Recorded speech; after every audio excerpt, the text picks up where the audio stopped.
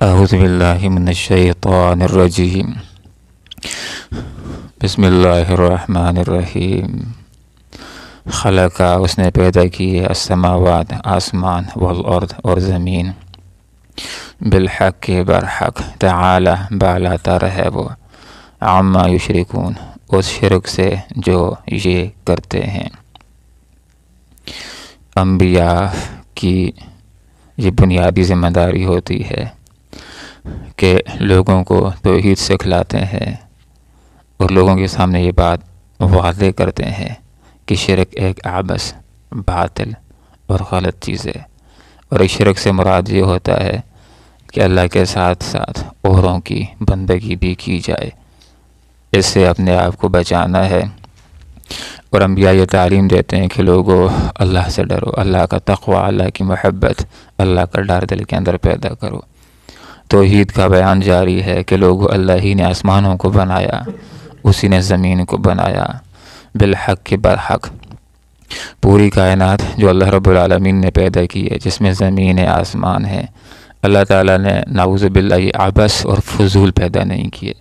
یہ حق کے ساتھ پیدا کیے ہیں، حقیقت کے ساتھ پیدا کیے ہیں، ٹھیک پیدا کیے ہیں، برحق پیدا کیے ہیں، اور ان کا مقصد ہے پوری کائنات کے اندر چیزوں کو اللہ تعالیٰ نے بنایا، اور ان کا مقصد یہ ہے کہ انسان کی خدمت کے اندر لگی ہوئی ہیں۔ ان چیزوں کو اللہ تعالیٰ نے انسان کے لیے مسخر کیا،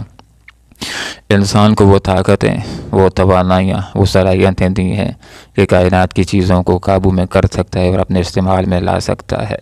اور ان چیزوں کا ایک مقصد یہ بھی ہے کہ انسان ان کو استعمال کرے اور ذہن کو یہاں تک پہنچائے، کتنی پیاری چیزیں میرے لیے ہیں، میرے فائدے کے لیے، آخر کس نے بنائی ہے۔ یہ سوال جب ذہن میں آئے گا تو اللہ کی توحید تک پہنچے گا، کلمہ پڑھے گا، تعالی عما یشرکون، اللہ تعالیٰ بالا و برتر ہے اس شرک سے جو یہ لوگ اس کے ساتھ کرتے ہیں۔ خلق، اسی اللہ نے انسان کو بنایا، من نطفہ سے، فیضا، پھر یکا یک ہو گیا ہوا وہ حسیم مبین، کھلا جھگڑالو۔ انسان کس قدر ایک حقیر مادے سے پیدا ہوا، پھر غور کیجئے وہ رب کائنات کس قدر قدرتوں والا ہے، طاقتوں والا ہے کہ نطفہ ہے، حقیر سا نطفہ ہے، مختلف مراحل اس کے اوپر آتے ہیں، بوٹی بنتا ہے، مضغہ بنتا ہے، اس کے اندر ہڈیاں آتی ہیں، پھر اس کے اندر روح پھونکی جاتی ہے، پھر 9 مہینے کے بعد یہ حضرت انسان دنیا میں آ جاتا ہے۔ کس قدر کمزور ہوتا ہے، بات بھی نہیں کر سکتا، خود چل بھی نہیں سکتا، لیکن یہی آہستہ چل کر آگے اس قدر توانا بھی ہو جاتا ہے، جوان بھی ہو جاتا ہے، اور کون سی ذات اس کو بولنا سکھا دیتا ہے، پھر بڑی بڑی یہ بحثیں کرتا ہے، بڑے بڑے دلائل دیتا ہے، بڑی بڑی تقریریں کرتا ہے۔ تو یہ سب کچھ اللہ تعالیٰ ہی اس کو دینے والا ہے۔ حقیر سے مادے سے پیدا ہوا، پھر اللہ تعالیٰ نے اس کو شرف بخشا، اللہ رب العالمین نے اس کو عزت بخشی۔ اور حسیم و مبین سے ایک مراد یہ بھی ہے کہ اللہ نے اس کو پیدا کیا ہے اور اللہ نے اس کے اوپر عنایات کی ہیں، اللہ نے اس کو اشرف المخلوقات بنایا، اور پھر دیکھو یہ اللہ تعالیٰ ہی کے مقابلے میں آ گیا ہے۔ حسیم و مبین، یہ کھلا جھگڑالو بن گیا اور اللہ کے مقابلے میں آ گیا۔ ایک طرف اللہ رب العالمین کا فرمان ہوتا ہے کہ اے انسانوں، میں نے تم کو مارنا ہے، اس کائنات کو ختم کرنا ہے، اے انسانوں، کائنات جب ختم ہو جائے گی قیامت کے ذریعے، اس کے بعد سب کچھ جلانا ہے۔ اور یہ آگے سے اللہ کے مقابلے میں بحثیں کرنا شروع کر دیتا ہے، جھگڑا کرتا ہے، کہتا ہے کہ من یحیی العظام وہی رمیم، ان بوسیدہ ہڈیوں کو کون زندہ کرے گا، ان ہڈیوں کو کون زندہ کرے گا جب یہ بوسیدہ ہو جائیں گی۔ حیرت کا اظہار کرتا ہے، پھر اس کو سمجھایا جاتا ہے قل یحییھا الذی انشأھا اول مرہ، ان کو وہی زندہ کرے گا، بوسیدہ ہڈیوں کو۔ اس ریڑھ کی ہڈی سے دوبارہ حضرت انسان کو وہ اللہ دوبارہ اٹھا کھڑا کر سکتا ہے، جو پہلے نطفے سے جس نے اٹھا کھڑا کر دیا، اس کے لیے کوئی مشکل نہیں۔ ایک طرف اللہ رب العالمین کا فرمان ہوتا ہے کہ سود اچھی چیز نہیں ہے، یہ حرام ہے، گناہ ہے، دوسری طرف سے یہ دلائل دینا شروع کر دیتا ہے کہ سود کے بغیر تو معیشت کا نظام ہی نہیں چل سکتا۔ ایک طرف اللہ رب العالمین کی تعلیم ہوتی ہے کہ خواتین کو پردہ کرنا چاہیے، ان کو گھر کے اندر ہونا چاہیے، گھر کے نظام کو سنبھالنا چاہیے۔ یہ کھلا جھگڑالو ہو گیا، آگے سے دلائل دیتا ہے کہ یہ اگر گھر کے اندر ہوگی تو نظام کیسے چلے گا، ترقی کے لیے تو ضروری ہے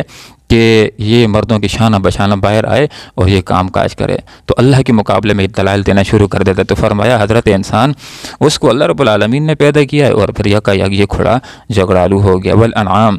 توحید کا بیان ہو رہا ہے۔ لوگوں، اللہ ہی وہ ذات ہے جس نے چوپائے پیدا کیے ہیں،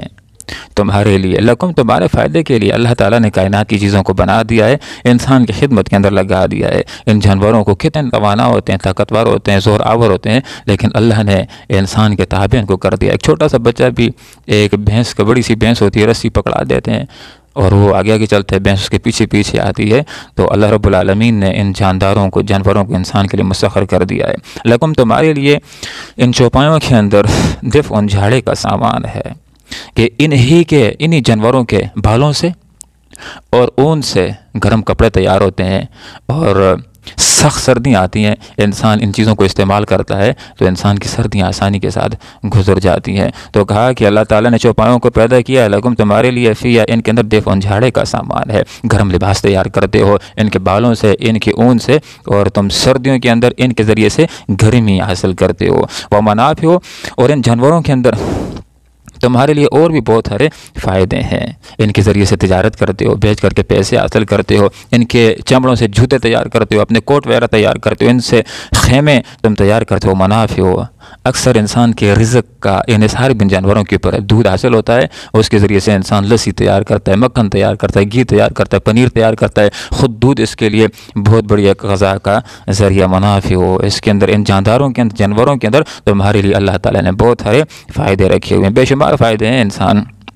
جنہوں نے جانور رکھے ان کو معلوم ہوتا ہے کہ کس قدر ان کے فائدے ہیں۔ ومنہا، اور ان چوپایوں کے فائدوں میں سے یہ بھی ہے کہ ان میں سے بعض ایسے ہیں تاکلون، جن کو اللہ نے تمہارے لیے حلال کر رکھا ہے، ان کو تم کھاتے بھی ہو، بکریوں کے گوشت کو کھاتے ہو، گائے کے گوشت کو کھاتے ہو، بھینس کے گوشت کو کھاتے ہو، اونٹ کے گوشت کو کھاتے ہو۔ تو کہا کہ ومنہا، بعض ایسے بھی ہیں تاکلون، تم کھاتے ہو، ولکم تمہارے لیے فیہا، اس کے اندر جمال، خوبصورتی بھی ہے، زینت کا یہ باعث بھی ہے کہ گھر کے اندر ہوں تو ان کے ذریعے سے ایک حسن بھی ہوتا ہے۔ اور حین جب تریحون، تم شام کو واپس لاتے ہو، حین جب تسرحون، تم صبح کو لے جاتے ہو۔ کہ جانور جس وقت باڑے سے صبح کے وقت نکلتے ہیں تو بھوکے ہوتے ہیں، اتنی چاقو چوبند نہیں ہوتے، ان کا اس وقت اتنا زیادہ حسن نہیں ہوتا، بھوکے ہوتے ہیں رات بھر کے، تو صبح چلنے کا انداز تھوڑا آہستہ آہستہ ہوتے جاتے ہیں، لیکن جس وقت شام کو چر جاتے ہیں، یہ سیر ہو جاتے ہیں، تو شام کے وقت جس وقت واپس آتے ہیں، اچھلتے کودتے ہیں، اس وقت ان کا حسن اور زیادہ ہوتا ہے۔ تو اللہ تعالیٰ نے واپس آنے کو پہلے ذکر کر دیا، حین تریحون، جس وقت شام کو واپس آتے ہیں،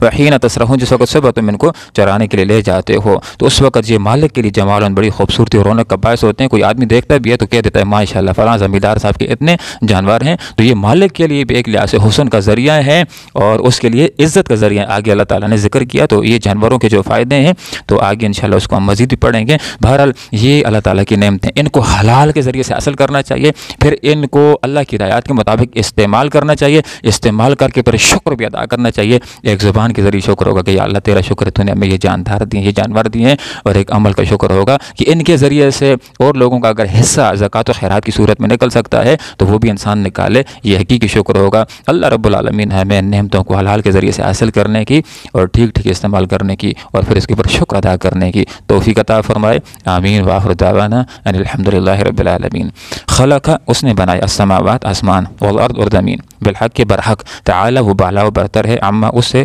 یشرکون، جو یہ شرک کرتے ہیں اس کے ساتھ۔ خلق، اس نے پیدا کیا، انسان کو من نطفہ، نطفہ سے، فیضا، پھر یکا یک ہو گیا، ہوا وہ حسیم مبین، کھلا جھگڑالو۔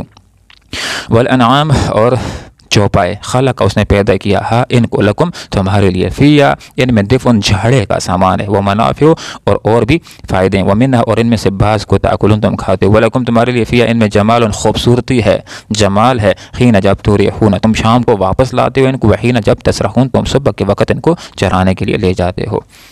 اللہم ربنا آتنا فی الدنیا حسنہ وفی الآخرۃ حسنہ وقنا عذاب النار برحمتک یا ارحم الراحمین۔